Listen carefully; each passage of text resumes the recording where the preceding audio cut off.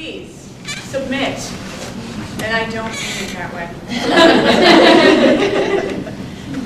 Some of the other things that the Guild does is panels like this. We have a convention presence at mainstream comic book conventions such as New York Comic Con, San Diego Comic Con, the Big Apple Con, and we're going to be doing a lot more conventions, both anime manga shows and mainstream comic book shows. And it's my goal as part of the organization to try and do more panels like this, but I would also like to see us sponsor some workshops at those shows, drawing classes, writing, anything to do with the comic book creation, even to the point of how to market your product, because it's great that we can create all these wonderful books, but you guys walked through the dealer room, you walked through Artist Colony, and they're schlepping their stuff. And you want to put all your effort into it, but you want to make some buck too, or at least try and make some buck back. It's a expensive hobby, second job, future career, and you want to be able to get something back from it, and that's part of it too. So that's my goal, to be able to do things like that. And then plus we also do an annual anthology. Up until now, we have done mainstream traditional American comics. Next year will be our first manga book that the Guild will publish. This year we are actually doing our first trade paperback. It's called Iconic, and it's going to be a twist off of some public domain stories that'll be coming out later in the fall, not early winter.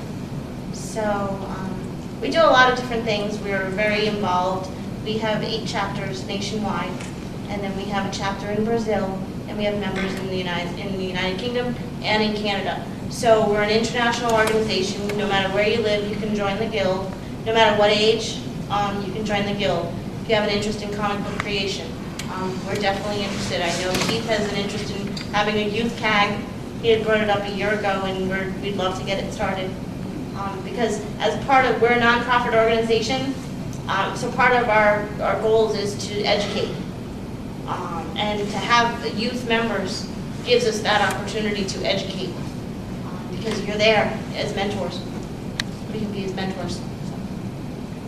Really what a lot of it is about is also being able to hook up with people that have similar interests. It can be hard. Like I thought I was all by myself in my area, one lone little artist. Turns out there is a gentleman who lives less than a block away, and I live in a pretty rural area, so that's why it's a big happening, that won, what did he win? Which gentleman are we talking about? We're talking about, Randall. he puts himself every time he sees me. Randall Isley? Yeah. Yeah, he won a sci-fi award, L. Ron Hubbard. L. Ron Hubbard Award. And he lives literally one road over and up. I can walk to his house, which is ridiculous in my area. So it's finding other people that you have these common goals and shared interests with, and making it so that you are able to facilitate what you want to do. Learn from these people. There's a gentleman who knows so much about copyright stuff, it's ridiculous. I knew nothing. It was bad. And he really helped me out, and I wouldn't be where I am if it hadn't been for me being able to, network using the group and find help. So that really meant a lot. And that's one other aspect of it, is that kind of community where instead of it just being a little lone artist off in your apartment drawing at 11 p.m., knowing you have to wake up at 5, you'll have all that at your disposal. What about you guys? I know, I look at you first. I can shoot her first. Do you guys do anything fun like next weekend? Oh, yeah. Like barbecue of some sort? Yeah, we have functions other than just, Work stuff. yeah, it's not all just work. We're sponsoring a CAG barbecue. It's going to be at Morningside Park in, is that Manhattan, Harlem? It's on 122nd It Street. is across the street from Central Park, north side. Okay. It's from 12 to 7. the public is, anyone that's interested in joining the guild is welcome. Please bring something to share, because we do everything potluck. And so, but if you're interested in meeting our members, our leadership team, we have a leadership team of about 13 people that help run the organization. Keith doesn't do it all by himself anymore. And you can learn more about what we do as an organization amongst our members and the different chapters as well. So we do a lot of fun stuff too. Well, aside from having meetings in museums and cool stuff like that, yeah. Anybody else? Right, so when's the first time you realized that somebody wanted your stuff? When you realized, oh, because you think when you do your own stuff, you think, oh, this is the best crap ever. But when did you know that, oh, wait a minute, someone else likes my stuff too? What was that moment? Comic Space. Yeah, I worked with Stephen Lindsay of Jesus Hates Zombies, and he contacted me. Like, I joined like a couple months, like just into it.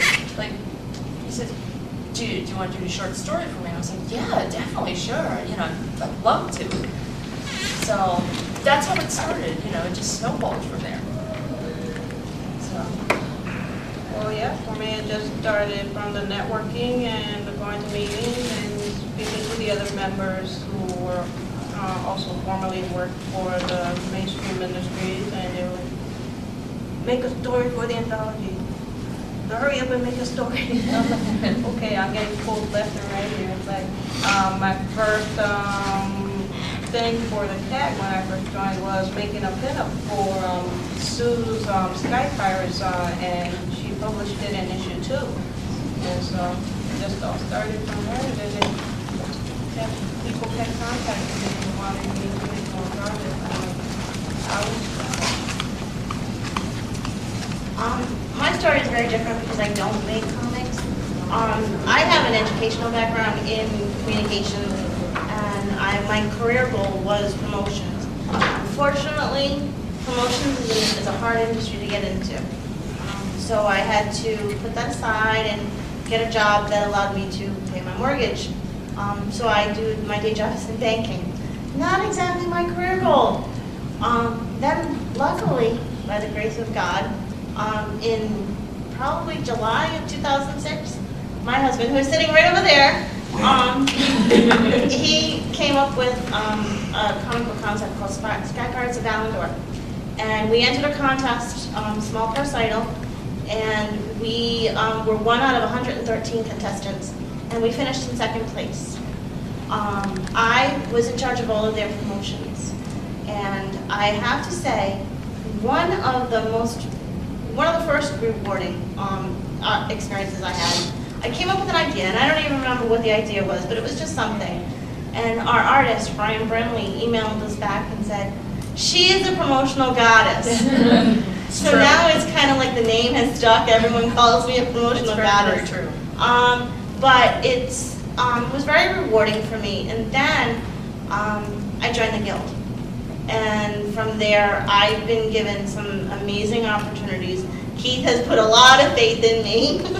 And I have really had the opportunity to use all of these things that I've put on the back burner for 15 years or so for my passion. So that's really where the reward comes from. With me, it was, I had this idea, and I think at the time it was right after they'd helped me with my main story, which is Am I Immortal? And I said, oh, I have this idea. And he said, oh, well, we have this horror anthology that we're putting together.